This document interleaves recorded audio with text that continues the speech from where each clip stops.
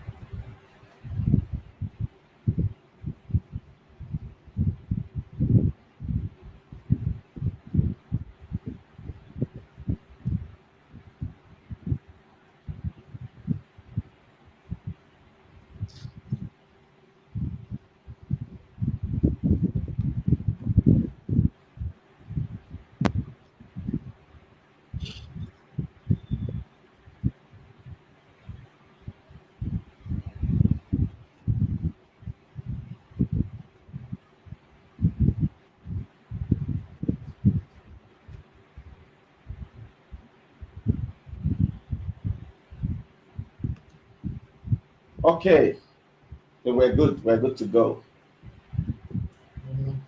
All right, thank you, everyone. I really would like to welcome every one of us to this live session today. Today is the first day of March 2025, and we are going to be speaking or talking about a very important topic. Today, our focus will be on emotional intelligence, but more specifically, emotional intelligence for sustainable wins. Emotional intelligence for sustainable wins. That's what we're going to be focusing on today. So, I want to thank all those who have joined us from different parts of the world, those who are participating, and who have come today to be part of this section. Before we start, it is very important that I do a brief introduction because we have a guest today in the house.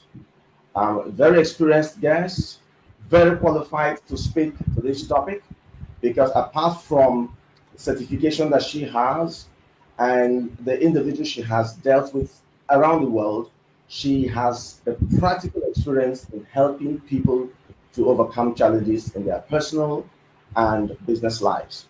Today we have in the room who will speak to us, Coach Gochi Osai. And permit me for just about 1 2 minutes to read out a few things about Coach Ugochi. So, after 17 years in the banking and finance, and of course, venture capital space, Ugochi pivoted and is today a credentialed leadership and executive coach. She is dedicated to empowering individuals to unlock their full potential with over 5 years of experience as executive and leadership coach. She had the privilege of working with diverse range of clients across various industries across the world, helping them achieve remarkable growth and transformation through coaching. Coach Ugochi sees personal development as a gift each of us owes ourselves in order to optimize our unique potentials and live fulfilled lives. A journey she catalyzes with her clients, driving rapid and meaningful transformation for them. Coach Gochi is an ICF certified coach and currently serves as the Vice President of the International Coach Federation Nigeria. I also want to say here, without any fear of contradiction, that she is a pastor. She has been helping people with growth, specifically in their spiritual lives, but also in their personal development. Coach Gochi, it's good to have you here today. Thank you for joining us. Thank you so much, Pascal. I was beginning to wonder whether it was still me you were talking about, but it is well. It certainly will be you, and it has to be you. Thank you, thank you, thank And you. I am so happy that you accepted our invitation to be here today. And we could not have chosen a better person given your experience, given the number of years you've put into developing people, helping families, individuals, businesses. And I believe that this is the right choice that we made. So thank you again for joining us. So we're going to get started, but I just want to again thank all those who are joining us. Coach Ugochi, so let's start this way. Today, emotional intelligence has become a very big factor. That's the truth. A lot of companies, individuals make decisions today based on this emotional intelligence. In fact, it has become a well sought after virtue, if you like, for companies who are headhunting, for people who are going into relationships, for entrepreneurs, for ministers, if you like. And therefore, it's very important for us to understand why emotional intelligence has become so sought after in the world today. So, before we delve into emotional intelligence for sustainable ways, which is our topic, I'd like to just ask, Gochi, what is emotional intelligence and why is it so important in what we do today? Thank you, Pascal. I would like to just keep it as simple as possible. Emotional intelligence is about self awareness, recognizing myself, understanding my emotions, and knowing how to handle the emotions and relate to other people. That's it in its most basic form. So when we're talking about about emotional intelligence, we're talking about first of all self awareness. Who am I? What are my values? What do I like? What are my weaknesses? What are the things I don't like, and what are even my triggers? You understand yourself. Then there's a critical aspect of emotional intelligence that is called self regulation. Because I know myself, because I know the areas where I can drop the ball, I learn how to regulate myself.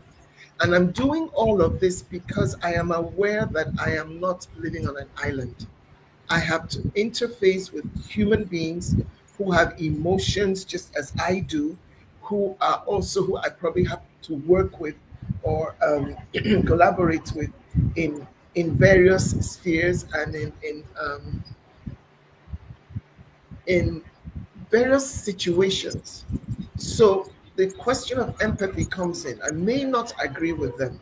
I may not be the same as them. I may not have the same mindset, but I will have to work with them. I need to be able to put myself in their shoes and make something happen in spite of whatever differences that we have. When I was thinking about this, I remembered a story. I think they call it the cockroach theory. It was something that was used by the CEO of Google or CEO. And the story goes like this: a cockroach sauntered into a restaurant. And when it got to the door, it flew in and landed on one of the patrons. The woman jumped up from the table, started screaming, started hitting herself, and there was panic everywhere. In the process, the cockroach left her shoulder and jumped on someone else who started reacting the same way. There was confusion. In that confusion, a waiter came in and stopped and looked what's going on, and then watched, and then saw the cockroach jump on him. And he just stood, watched the cockroach for a bit just to be sure about where the cockroach was, picked up the cockroach and flung it outside. And very soon, calm was restored. Hmm. That's a typical scenario to demonstrate emotional intelligence. The Awesome. same situation, the same challenge, maybe the same irritant, the same obstacle. Three people, two reacted, couldn't handle it, no self regulation, no nothing. Another Hmm. one came in, stopped, assessed the situation, and then responded. He didn't react, he just responded. What needed to be done? He realized, I need to get this thing out of the way. Took it, flipped it outside, and the challenge was dealt with. That Hmm. was emotional intelligence at work. So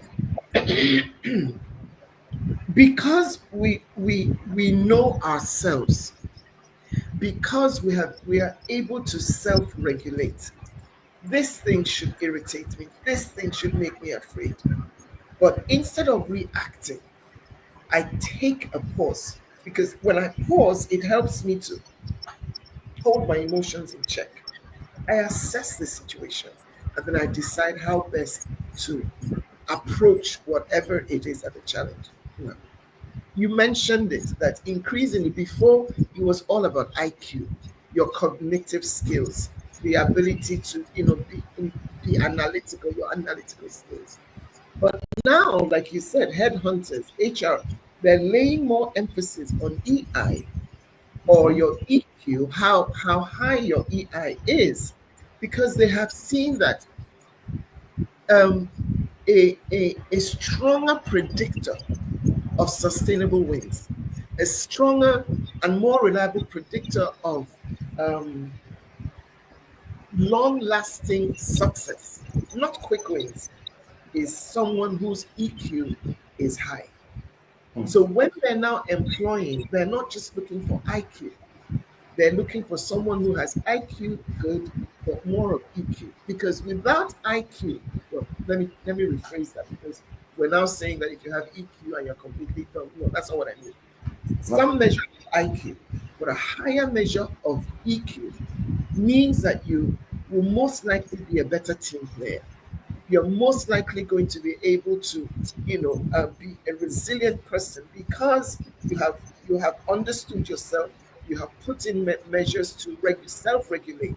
You're more likely to be mindful when you're involved in situations. So they're really, really tweaking their questions and their probing to find out, to assess how high your EQ is. Wow. Now, Wow. mm, reminds me of a story I heard. A man, politician, one of his greatest weaknesses was anger, and everybody around him knew it. So they found out that once you say something he doesn't like, he's more likely to explode, get up, walk out. So they now decided, since this is a trigger, anytime they want to take a decision and they believe he will not agree with it, they do something that they know will make him angry. Then he storms out of the meeting, and before Hmm. he comes back, they've taken the decision. So, Hmm. and he can't. He's just a single person, so he cannot reverse that decision. So EI really is a superpower. It Hmm. is something that each and every one of us needs to work to acquire. Because what can that man do? Over the years, you have seen consistently how people are working against you, scheming against you because of that weakness, because of your inability to self-regulate.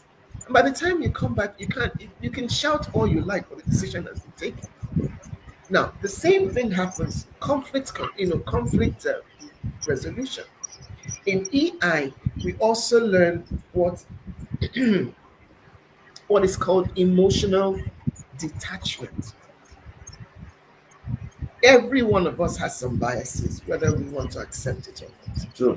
Every one of us, even in a professional situation as a leader, one of the things that you have to learn is emotional detachment. Because if you are leading a team and there's a conflict, every member of that team needs to be able to trust you. And for them to trust you, it is that they have seen that you're not going to allow your biases to come into the equation. True. So, what do you do? How do I emotionally detach? I tell myself, I know that you prefer this person to this person, but it's not going to come into this. That's what self awareness is about. So, when you detach yourself, your biases don't come in, they see you as fair, as someone that they can trust. You're able to build a stronger team that is willing to go with you wherever you want to. The high turnover that is often seen in some organizations is addressed. Why? Because you have established a culture of emotional intelligence. So it's Yeah. not just you that's emotionally intelligent, the people under you are encouraged to be emotionally intelligent. They know that they have a listening ear because you practice active listening. And active listening is not passing your judgment on them. Active listening is hearing them, empathizing with them, and then coming out with a solution that you think is a win-win for everybody. Yeah. When this happens, then you're looking at sustainable wins for everyone all around. Okay. This EI works whether it's in the professional scene, the family, you're a parent, and maybe I'll just, round up with this now. You're a mother, you come in, you're exhausted. Traffic was horrible. You're tired. Your son is watching TV. You give him, dinner, and then after some time you say it's time for bed, because if he goes to bed, then you can go to bed. And he says, "No, mommy, I want to finish this program." And the next thing, poof, you explode. "I've told you go to bed. I'm tired. I'm this. I'm that." Hey, you haven't displayed any iota of emotional intelligence. Hmm. Like the cockroach, the boy watching TV is not the problem. The problem is your state of mind, your state. Now, how about just saying, "Hey, son, empathy. I understand you're disappointed, but can we look at it this way? You need to rest. Mommy needs to rest. I'll read you a bedtime story. What have you shown there? I have empathized. I understand that you're disappointed. You're not being trying to be rebellious. You're disappointed. So I empathize. I offer you an alternative." And the boy gets up and he goes to bed. Now, he learns mommy is not wicked. Mommy understands me. Mommy has my best interest at heart. And tomorrow, if you ask him to go to bed, he will do the same thing. He will obey you. So if any of us, whether you're a leader in the church, whether you're a leader in your home, you're a parent, you're a team lead, whoever you are working with people, nobody can do it without emotional Hmm. intelligence. Okay.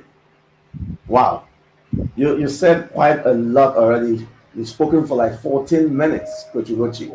And Oh, sorry I about mean, that. we are all listening with rapt attention. I love the analogy and the story around the cockroach, right? Mhm. Which tells how people respond. And I was happy to hear when you drew a line, though a thin line between reaction, and response, right? The first two individuals reacted in such a volatile way because they did not pause to think, could this, you know, um, be a dangerous situation?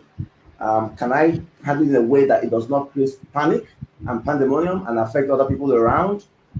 But the last person, the third individual, was able to deal with that because he responded and understood the what danger the Mhm. cockroach posed. Understand that it just didn't mean any harm at that point.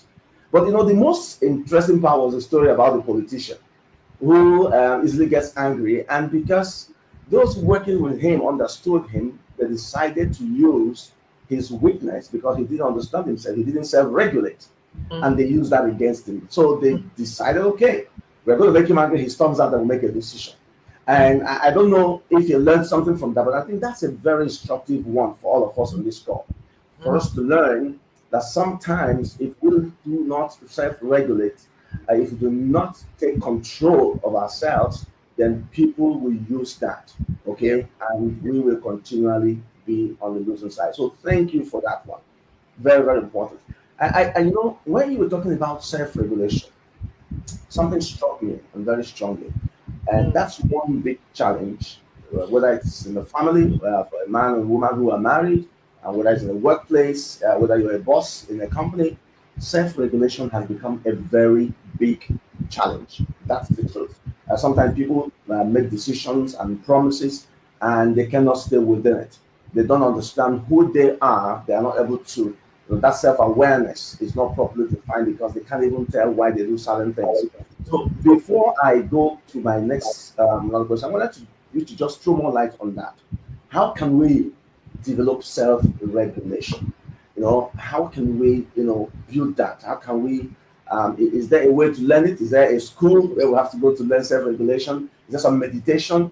What can we do to improve our self-regulation? Because I believe that's very important in emotional intelligence. Very, very Yeah. important. Yeah. I don't know that you need to go to a school. At the same time, well, fine. Going to a school is not bad. But I think the first step really is self awareness. There's some people that believe that just blustering and bullying people and making noise and just all of that is power. That's how to show I have power. That's how to show I'm on top. And we see it every day in our newspapers, in our news, for those who are in, a lot of them who are in power, who don't think that self regulation. So you say you speak anyhow, you talk anyhow to people, right? First of all, is that you need to recognize that I have a weakness, I have triggers, I have something that if I don't build the appropriate um, what's the word now? If I don't address it, it will work against me. So number one, recognition, Hmm. accept I have it. Then two, what can I do? What did the waiter do? He paused. He assessed it. The cockroach was on him, but he paused. So there are steps to being able to self-regulate. If you pause, then you're not likely to react. Hmm. Then when you pause, you assess the situation. All of this can be done in the space of a few seconds or 1 minute, or depending on where you're at. So those are skills that can be learned if you want to, and if you see it as something that is necessary for your life. There's mindfulness. How am I feeling? What are my triggers? When I'm triggered, what happens to my body? How do I what how do I feel? So that when it's about to happen, you quickly recognize it and you step out of that situation. There are things that we call saboteurs, thoughts that can come up. Hmm. Oh, they must be talking about me. Oh, they're ganging up against me, and nobody is talking about you. Hmm. Once that saboteur comes, you arrest that thought and you replace it with nobody's talking about you. And even if they're talking about you, so what? What's the worst that can happen? Do you understand? You become mindful, you become aware of yourself, of your feelings, of your emotions. You learn to journal. Oh, when this happens, this is how. So you have something that you can refer to and say, hey, whenever this happens, this is how I react. So next time, I'm going to take myself out of there. I'm not going to get to this. I'm not going to say this. I'm not going to react this way. It's not going to happen in one day because you didn't get to where you are in one day. But the first and the most important step is to recognize I have this, I want to change it, and I'm going to work on it. Once those three are in place, Hmm. be able to do it. Okay, perfect. Great, great answer. And while you were speaking, Gochi, about the steps, what we need to do to learn self-regulation. You talked about recognition, mindfulness. At least I picked those two very, very important. But I know you are a coach, Coach Gochi, and I was just going to ask this. I didn't want to forget that question. So when you look at emotional intelligence holistically, and Mhm, not specific now to self-regulation, which is part of emotional intelligence, I mhm. mean, what are the roles of coaches? I mean, can coaches help individuals in developing and applying this emotional intelligence? So, if you want to stretch it, the question is, can we learn from coaches or get help from coaches when we really want to self-regulate and, of course, become emotionally intelligent? So, what is the role of coaches? How can coaches help? The coach, unlike what a lot of people think, they think the coach is coming to tell you, do this, do that, do that. No. What the coach does, the coach is your your partner, your co-creative partner, your partner that accompanies you on a journey of self-discovery. You with by yourself, by the questions the coach asks you, will discover that, oh, I have a challenge there. And then the coach will also lead you to, hey, what do you want? Do you want this? Is this how you want to? How do you want to live your life? Do you like the fact that every time you step out, you're not able to take part in the decisions? If you say you don't, then the coach will try and find out, okay, so what are the options available to you?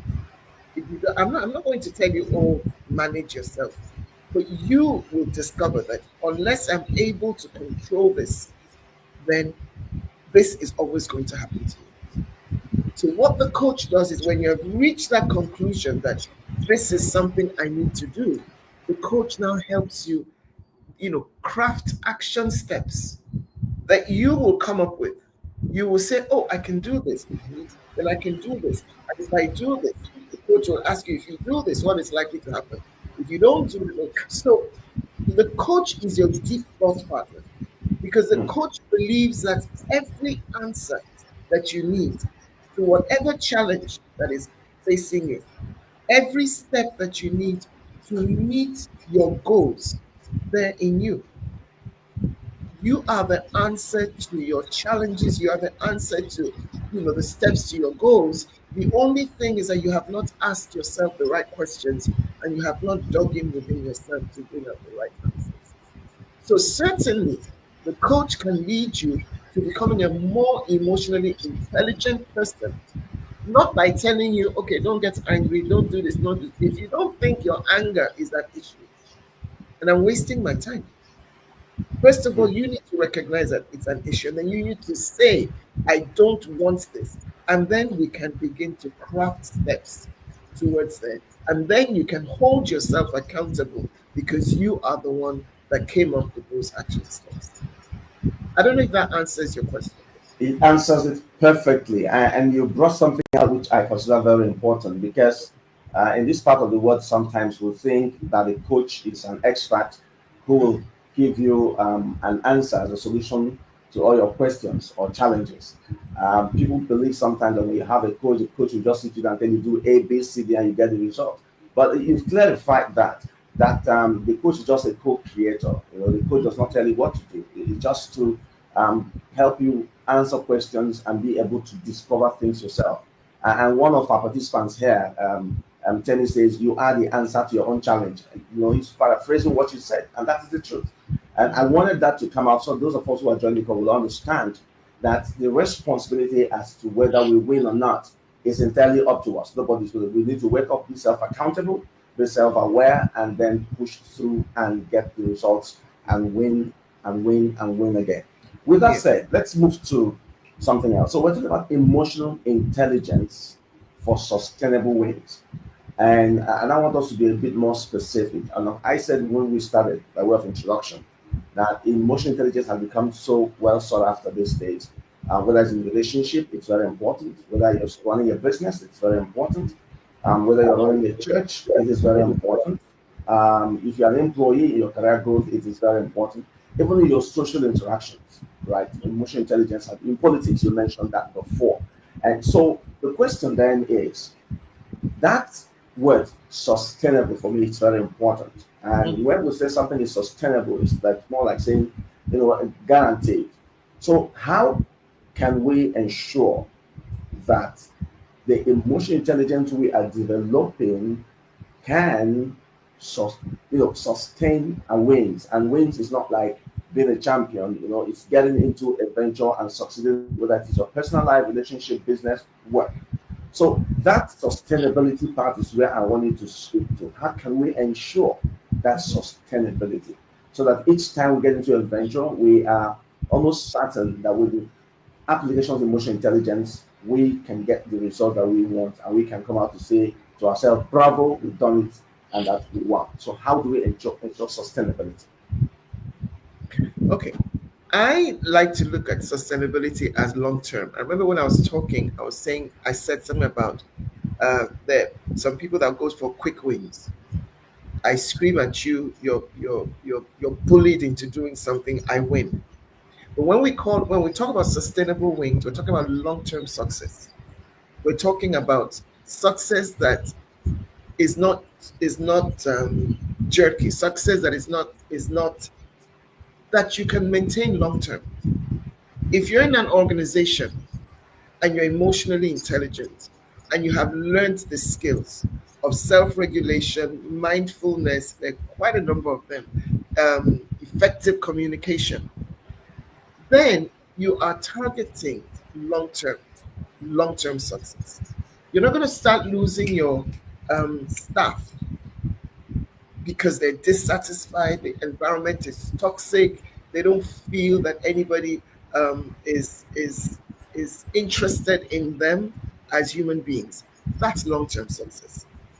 If you're a man or a woman who is in a relationship and you have learned how to talk, you have learned how to weigh your words, you have learned when to speak, how to speak, then you're not likely going to get into a conflict every time with your partner. Hmm. long term, you can maintain your relationship. So when we talk about sustainable wins, we're talking about practices, skills that you can put into practice in your life, whether it's professional or personal or religious or in whatever sphere that you find yourself, and you keep winning, you keep collaborating, you keep having people interested in what you're doing, you keep having people wanting to, co-create with you. You're able to build high performance teams, and when your high performance teams are performing, then your organization is growing, then things are happening. You Hmm. have developed the skills of responding and not reacting. Then conflict may not be eliminated. And we also don't even want to eliminate conflict, because when there's conflict, that's where there's also innovation and creativity and all of that. But conflict is now harmonized because you have learned to respond and not react, and you have taught those under you. And all of these translate to long-term wins, long-term success, right? Um, I think that's, and then again, one of the things about EI is that it helps you to shift from a fixed mindset to a growth mindset. So what's a Hmm. fixed mindset? I can't do it. I can't kill myself. This is how I am. This is how far I'm willing to go. And a growth mindset says, I may not have the answers, but I'm going to. I can try. Should be able to overcome, right? So there's positivity. The other one is, please, this is how far I want to go, because I don't think I can do, more than this. Then with that comes, everything else that comes with a growth mindset. A can do spirit. We have a Yes. can do spirit. A can do spirit can only lead to long term success, long term wins. Yeah. Sure. Thank you. Thank you so much.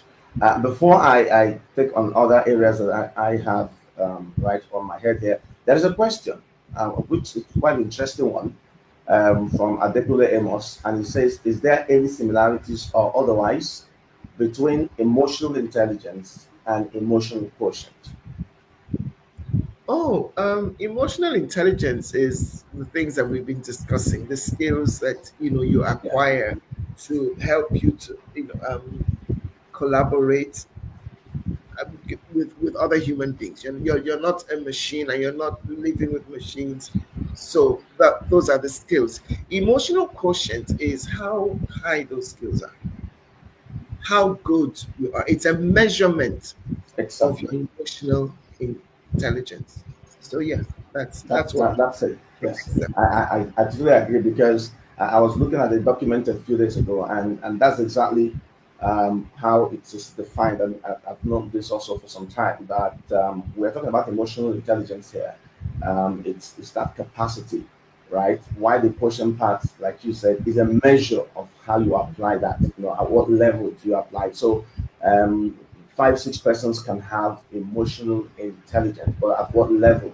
So their responses to life's issues will be different. Responses to stress and to issues. You talked about the cockroach scenario. If you probably stretch that to about 5 persons, you realize you probably have 3, 4 different responses, right? One might be at a very high level, and then the one might be moderate, and one might react in such a way that it becomes a bit chaotic.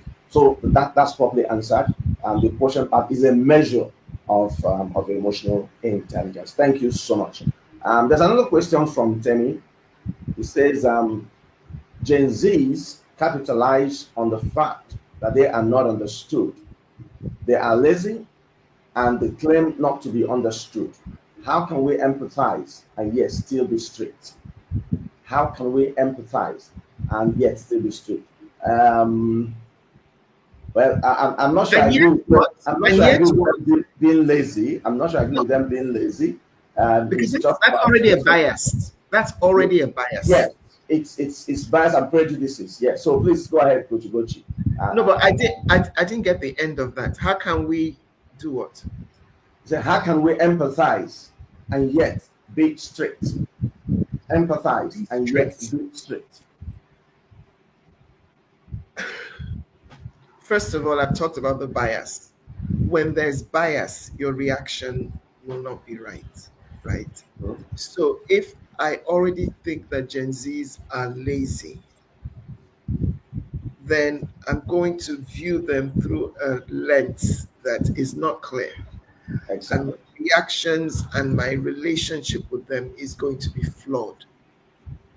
Now, how can we be strict with them? Are you more interested in being strict, as in getting them to work to achieve the goals that you have set for them? You Mm. need to decide. Because when you're talking about being strict now, it's now also through that bias eye.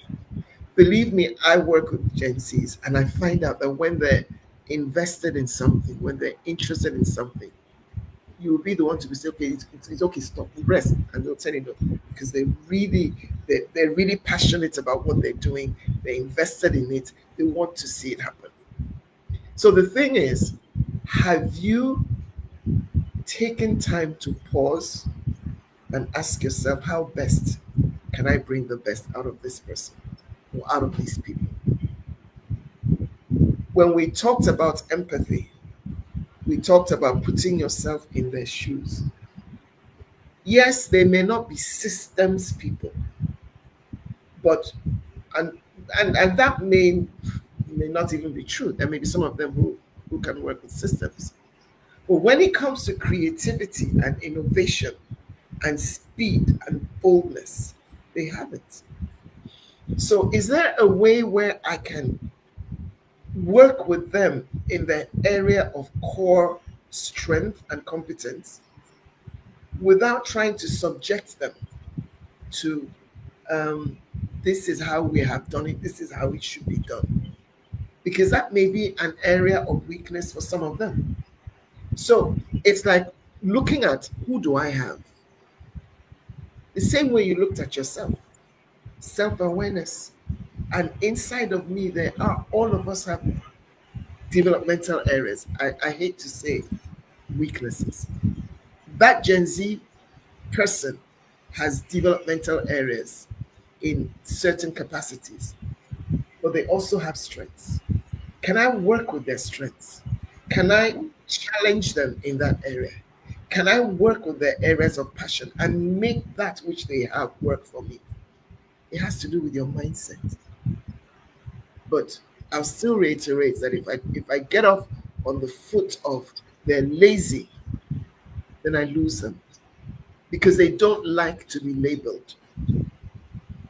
And neither do I when I think about it. So it may not be a Gen Z peculiarity, right? But that's what I believe. Thank you so much for that. And if you don't mind, just one or two thoughts around that. What I realized over the years is that Gen Zs do not want to be stereotyped, right? They don't want to be fixated into something. This is how you must do it. You don't have to ask any questions. That is the rule. That is the policy. That's how we do it here. And you will agree that while we might have some concerns about their ways and their approaches, we must, and like Coach Gochi said, when it comes to creativity and innovation, you have to give it to them. And what is the world today without creativity and innovation? And that's where, if you ask me, emotional intelligence becomes very important. I would say it's understanding yourself and understanding the others. So when you do, the question is, how can I bring that better part of me that can click and connect with that better part of the other individual? There's been this push all the time that it's important we look at areas where we agree and we are connect, strengthen it, and the areas where we seem to disagree and see how we can gradually, build out of as we move on in the future. So whether we like it or not, Gen Zs are still working in structured companies today.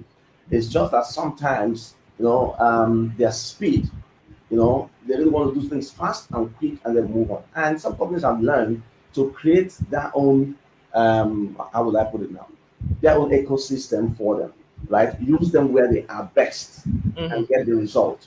And Mm-hmm. don't try to use them where you think they will struggle or they will disagree with you. So it all boils down to that emotional intelligence. When you understand them and how to use them, you use them to get the results and then get other people to do other things. And we're all Yeah. happy and we're all moving.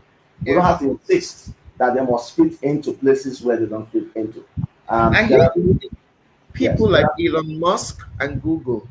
have Exactly. excelled in There that. are people who Just are not given to over working in companies for a long time. There are people who are not given to being fixated somewhere for a long time, and it's okay. It's not a problem. Mhm. So that's where emotional intelligence comes in. How do we Yeah, deal with such individuals? We all have biases. yeah. There's no individual without it, but we must be able to learn and resolve whatever thing looks like conflict and be able to move on. So, Gochi, thank you so much for that. I'm checking if there is another question. They're appreciating you for your responses and your answers to their questions. They're satisfied with that. So if you can still hear me, Coach Gochi, I want to go a bit deeper in terms of how emotional intelligence can play a role, whether in successful relationships or even when you work in a team. We realize that sometimes you can get people who have different personalities into a team, right? They come with different ages, different certifications. Their sexes might be different. Their religious inclinations might be different. Culture might be different. A lot of things, and you want to put them together in the same team to work. Mhm. And sometimes it could be so difficult to get everyone on the same page. So my question specifically is, how can emotional intelligence help in team building and team bonding, right? To achieve the greatest success or goal of a company. So emotional intelligence in team building or team bonding, how can that help to get teams to work better together? I'm glad you said it can be difficult, but it's not impossible Yes. if you go in with knowledge and determination. There are no two people, even twins, are sometimes differ in certain things. So if you are trying to build a team, the first thing is I'm dealing with individuals who are divergent. Mm-hmm. However, I need to give them a goal that every single one of them feels committed to. Mm-hmm. How do I say it? The example we usually use in coaching for teams or team for a team is a group of surgeons or surgeons who need to operate on someone. So you have the surgeon, you have the anesthetists, you have the nurses, and what are they focused on? This client or this patient must live. So every one of them is passionate, is committed to the goal. This must be a success, and this person must live. If you're a team leader, you need to identify that one thing that will bind all of them together. They don't have to be the same. The anesthetist, it does not have to be a surgeon. I'm not interested in being a surgeon. I don't want to think like a surgeon, but I'm going to make sure that my part of the equation works Mm-hmm. and perfectly. The nurse doesn't have to cut the person open. That's not my business. But I need to be sure that when the doctor, the surgeon says, what do they say? Scissors, whatever, it goes into his hands as and when he wants That's right. it. So, am I building a team? What is the central thing that connects them? I push that forward. And then I get everyone to commit to how will I make this work from where I stand. So I'm not trying to get you to be Christian when you're Muslim or to be Muslim when you're Christian. It doesn't matter. I'm not getting you to speak French or English as long as we have one language that we can all understand. So how do I build a team? I, as a leader, need to be able to identify the central focus of every member of that team and then get them to commit to that and then get them to put in whatever skills that they have to that. That kind of removes almost 90% some of the areas of conflict because I'm speaking from my from the area of my core competence. The surgeon is not going to argue with me on that, and that's how the team gets to grow. Now you can extrapolate that and put them into the family, put that into I don't know wherever you are working with teams. That's it. Thank you so much. And you know, I totally agree because um, sometimes teams struggle to work together. And I have learned over the years that when you want to constitute a team or put together a team, you don't do that randomly, you do it intentionally. Intentionally, in the sense that you have to ask is what will be the role of each individual member of the team to make the whole. There's this saying that the weakest part of a chain is also the strongest part because the moment it's broken, that chain loses, you know, the strength. And therefore, as somebody even did mention here, Adekunle Amos, he says SWOT analysis. But it's important for us to understand that, you know, understanding the personality of the individuals, understand what they are bringing to the team is very important. So each person understands there is no conflict. So if I am very good in effective communication, it means I am the one who communicates everything that the team decides, you know, who understand what to say and how to say it. If I'm good at execution, it means as we brainstorm and everything, it's okay, it's time to execute. That's where I have to go. There are people who are very good in analytics. They analyze things a lot and able to that's their own role. And there are others who are in the team to manage conflict, you know, and ensure there are no issues. That is their role. So each person in that team must come with something. And that comes from the area of the emotional intelligence. What are you good at? What are you known for? What is it you know that you can deliver excellently if you wake you up from sleep and say this is it and you just do it without thinking too much? And what that tells me is that putting together a team, you know, must be intentional. But even when that is done, sometimes there could still be conflict. And if conflicts, you know, do arise, then emotional intelligence comes into saying, okay, how do we go ahead? Because you talked about, you know, conflict resolution as also part of what emotional intelligence can help us accomplish. So I brought that up for those of us who work in teams to understand that it's key in what we do every day to ensure that we can have team cohesion, team bonding, and of course achieve the team's goal. This session is I supposed to think, be one. sorry, I Yeah, think also I need to bring this right. There is yes. a mindset that we have that we need to remove conflict. Please, if you're a leader or you're in any position where you're working with people, make conflict work for you. You know how it is where you say, failure is very bad. No, failure is just an opportunity to retune. All obstacles, challenges, too many challenges is bad. No, they're good because they become stepping stones. Change your mindset about a whole lot of these things. You can never eliminate conflicts because we're all different people. But if we can bond around a central theme that is important to me and you and him and her, then whatever conflicts we have, we harmonize it and make it work for the overall good of everyone. Thank you so much. Thank you. And you're very correct. You know, I used to say this all the time that when you are a leader, you should never wish that challenges don't come your way. You should never wish that conflicts don't exist. No, you must build the capacity to deal with them because it doesn't matter how much you wish them away. They will continue to exist as long as we're humans. And that's why Coach Gochi did say when she started that no two persons have the same DNA. No two persons have exactly the same behavior when they're analyzed. We are born differently into different circumstances, different families, into different situations. And therefore, it's important for us to expect that once in a while conflicts will arise.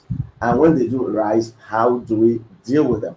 That's where that emotional intelligence comes in. So the leader should always expect that conflict will arise and prepare on how to deal with them. That's about being proactive. Emotional intelligence is also about being proactive, right? About knowing yourself, knowing the other, and anticipating what could happen. And if and when it does happen, what are the likely options, steps we're going to take in dealing with them? So you don't wait until things take you unawares. You become reactionary, you know, as opposed to responding to things because you expected or anticipated that those things were going to happen. So thank you so much for that, for clarifying. We have just about 11 minutes to round this up. And I have just one more thing to put across, and probably we'll see if there are others who have questions. And probably this will be the last part for me. Now, we, we've seen leaders, whether it's in Nigeria or across the world, who sometimes find it difficult, right, to stay focused on either what they've promised to deliver. Sometimes they either they change their positions, change their words, They are cold in the morning, in the afternoon they are warm, and in the night they are hot. They say yes now in the morning, in the afternoon they say no, and then they say, oh, we don't know, and all of that. So part of what I'm going to ask about this is for young people who are aspiring to be leaders, whether it's leaders in business, in religious bodies, because I mean, even in religious cycles now, we see what's happening in political cycles. So even in businesses, we see a lot is happening. Corruption has come the order of the day, and I'm going back again to the self-regulation.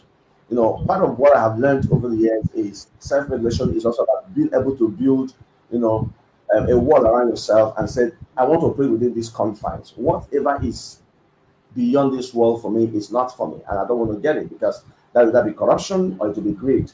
So my question in that is, how can leaders, whether in non-profit space, business, political, religious, right, ensure that they can be consistent? Because for me, consistency is important. You talk about sustainability long term. How can they be consistent with their words, their actions, and the things that they do instead of changing their position? Is there a place, or is there a place for emotional intelligence in that? If yes, where is? And if no, what, in your personal opinion as coach, can help people stay consistent, stay true to themselves, and stop changing their positions every now and then? Yeah, emotional intelligence comes in there too because the first step in emotional intelligence is self awareness. And self awareness is where you actually ask yourself, what are my values? What do I believe in? All right. I know they say that, oh, whatever the values you have, it's just that the right amount of money has not been weighed in front of you. But there's some people who truly have values and they have created boundaries from themselves and they say, something, I'm not going to go beyond this. I don't care. Now, oftentimes in our society, they're looked at as foolish. You're not taking advantage of what has come to you. This is the turn of our family to enjoy, and you're not, maximizing the opportunity. No. First of all, establish what your values are.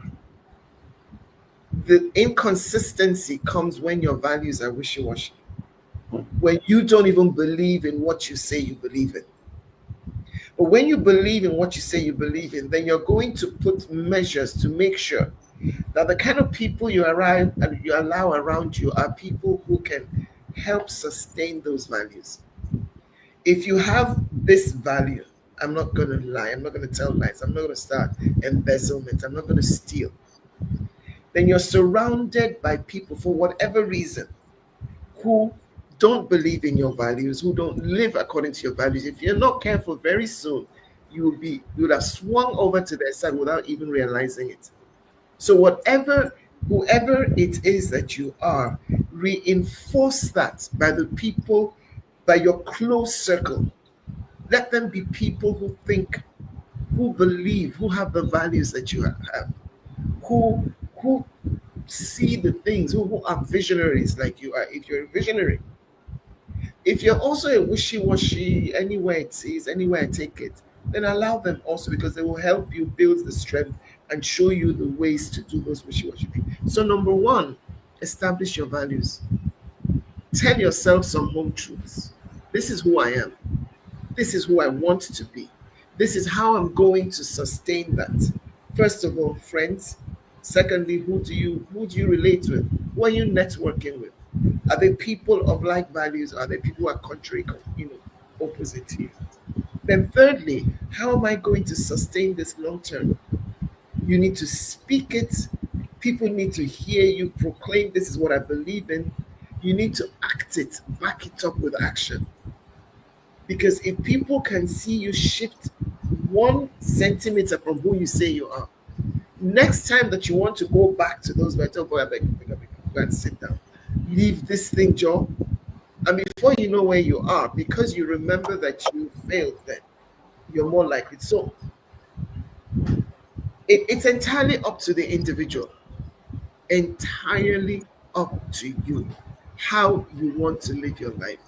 But be convinced, have a conviction, follow it through with your actions, follow it through with your words, follow it through with the people who are seen around you. And that should kind of, help take you to the place where you want to be. It is not true that everybody in Nigeria is corrupt. it is not true that everybody in Nigeria is a thief. It is also not true that if you can't beat them, you should join them. Those are all mindsets that are going to lead you to where you say you don't want to, or where you think you don't want to. Right. Thank you, Coach Gochi. Thank you. As you were speaking, something came to my mind. Something I learned a few years ago. So many years ago, it was over 10 years, right? And it points to what you talked about. When you want people to perceive you in certain ways, when you put out a certain, demeanor, and this is how you want to be seen, you're presenting a personality. It's important for you to ask yourself if that is truly who you are. And one way to really check yourself, do the three steps. So first is self-reflection, second is self-regulation, and the third one is your self-perception, right? So self-reflection is locking yourself up in your room and interrogating yourself. Ask yourself, if you've been in a public office, have you led well? If you have children, are you a good example? If Mm, you a boss in the office, are you bossing correctly? If I use that word. If you're a team member, are you really a good team member? Wherever you find yourself, so ask yourself the question, you know, who truly are you, and answer the questions. Accept the mistakes, accept your weaknesses, identify them, and own up to them. Don't go out there and put up a facade, a face of who you are not, because someday truly you will be exposed. So that's what that self-reflection. That's what it is. When you reflect on all of that and identify your strengths, your weaknesses, who you are, who you're not, what you're able to do, what you're not able to do, then you now come to the point of self-regulation. That's mm, okay. Now that I know myself, I'm going to focus on this area of my strength, and the things I'm not able to do, either get help or get someone else to do it. Because sometimes we think we're jack of all, we want to do everything, and they will end up not accomplishing anything substantial. So when you do that self-regulation, it also helps you in self-control, like what you said. It helps you come to and say, look, if I'm in the public office, the public money is not my money. I cannot dip my hand in it, right? If I'm leading some persons, I understand that I'm seen as an example, a leader. I cannot ask them to do what is wrong. So you regulate yourself and stay within your strength and what you can manage and what you can delegate, right? And then the final one is that self-perception. After you are able to have a clearer perception of yourself, who you are, and that is what you take out to the public. That is what people see, and not the previous self, right? Where you dress so smartly, like a serious business person, a leader, but there's nothing leadership under your cloak, and that is exactly what it is. So self interrogation, self-reflection, self-regulation, and self-perception is very important for us to be able to stay consistent and true to ourselves, who we are, and remain there. There are one or two questions. I'm not sure we'll have time. Let me see if I can take the last one and say, how can emotion intelligence play a major role on the young Nigerians warming up for leadership roles across the board? Um, which I don't know if you want to attempt that in one I or two think minutes. we've all kind of answered that question. Yes, You want to take it's a an answer leadership role. before. Why? Why do you Yes, want to take a leadership role? So you can go make money. You've already missed it from the beginning. Why? yes, So that comes back to that self-reflection, self-evaluation, putting boundaries for yourself and all of that, and then go in there, right? And I believe we've kind of addressed yes. that one way or the True. other. Yeah. It's also about questioning yourself for the why. I said the why. You Yeah. want to, take up a leadership role.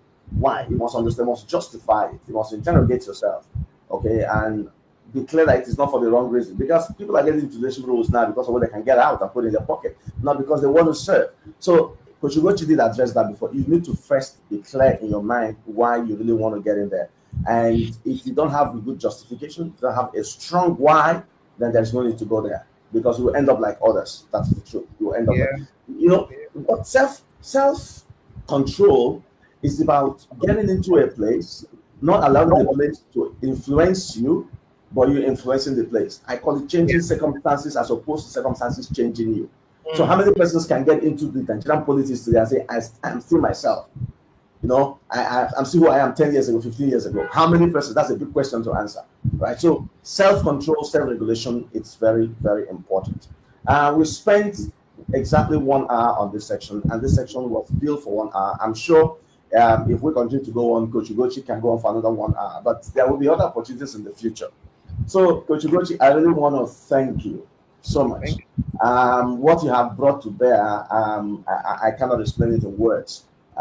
So fluently, you've been able to, you know, give life to this topic, emotional intelligence for sustainable weight. And I'm sure those of us who joined the call have taken some great lessons from here that we can apply in our lives, understanding what emotional intelligence is, how do we identify, you know, um, and apply it? How can we develop it? How do we work in teams? How do we ensure that if we want to pick up leadership roles, we're going in there for the right reasons? And how can emotionally play roles in teams, relationships, and all of that? You've broken everything down, so I really want to thank you for this. And thank those who have joined us for spending one full hour here. It's been awesome. It's been um, a great learning experience, a learning curve for all of us. I'm sure that we can get better and apply emotional intelligence in our work life, in our families, amongst our colleagues, in our social interactions. They are very, very important. And they will stand you out. That's the truth. They will stand you out. So it cannot hide from it. So thank you everyone. Because you go to thank you again. And Thank until we bring another exciting episode to you. It is bye from me, Pascal Dike, who's been the moderator today. And let's keep living great lives. And the only way that can happen is for us to understand that in each one of us is deposited great talent. We must not, we must not exit this earth without unleashing those talents, not just for our own benefits, but for the benefit of those we encounter each day from our family to work to business. They must be able to get on. So that must rub off on them. And that's the only way to live a fulfilling life. Thank you so much. Until we come your way again. God bless you all. God bless. Coach Gochi, thank you so much. you. Bye bye. Arigato gozaimasu. Thank you. Merci beaucoup. Muchas gracias. Bye. Thank you.